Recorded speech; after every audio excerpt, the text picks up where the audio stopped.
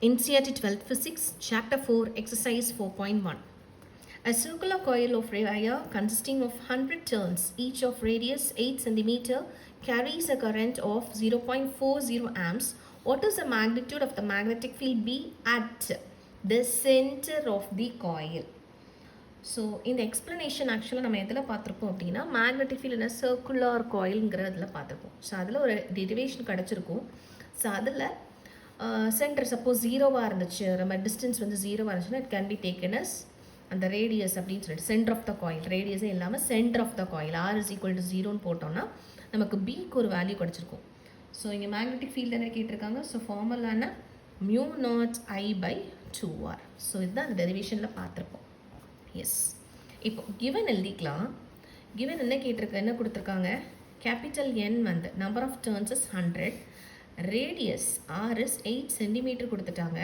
That is 8 × 10⁻² meter. Okay, current கொடுத்துட்டாங்க. I is what 0.40 amps. Okay, அதாவது capital radius R. Okay, now what is the magnitude of magnetic field at the center of the coil? So இதான் derivation, just substitute தான் நம்ம பார்க்க போகிறோம்.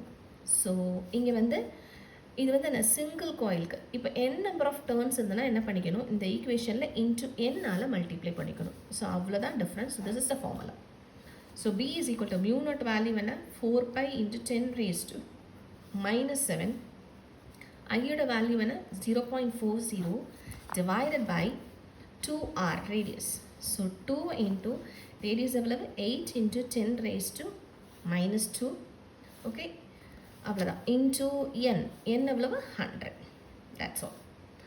So இங்கே 4ம் இங்கே 8ம் cancel ஆச்சுன்னா ஹியர் வில் பி கெட்டிங் 4, 2 ஆகும். ஸோ 2 ரெண்டுமே 4 ஆகும். ஸோ 4ஆல் இங்கே டைரெக்டாக பண்ணும்போது 0.10 நமக்கு கிடைக்கும். அண்ட் பை மட்டும் இருக்கும். பைக்கு வேல்யூ என்ன 3.14. ஸோ 3.14 × 10 பவர் இங்கே -7 இருக்குது. And this is -1, 10⁻−1. ஸோ 10⁻−8. இங்கே 2 0 வந்துச்சுன்னா எதாவது ஆகும் +2 ஆகும். அண்ட் இந்த -2 மேலே வந்துச்சுன்னா +2 ஆகும். So what is my answer, which is equal to 3.14 × 10⁻⁻4 Tesla. So இந்த கொஸ்டினுக்கு இது answer. B is equal to 3.14 × 10⁻⁻4 Tesla. So இதில் நீங்கள் மிஸ்டேக்குன்னு பண்ணிங்கன்னா என்ன பண்ணுவீங்க அப்படின்னா, சில டைம் ஆம்பியர் சர்க்கியூட்டால் இந்த பை போட்டுருவீங்க. ஸோ அதை மட்டும் ரொம்ப கவனமாக இருங்க. சர்க்குலர் காயில் சென்டர் அப்படின்னு கேட்டால் பை ஓன் கெட்டட். அண்ட் ஒன் மோர் திங், இந்த நம்பர் ஆஃப் டர்ன்ஸ் கொடுத்துருந்தாங்கன்னா என்னால் மல்டிப்ளை பண்ணணும். ஸோ இதுவும் ரொம்ப கான்சன்ட்ரேட் பண்ணிக்கோங்க, மறந்துடக்கூடாது. தேங்க்யூ.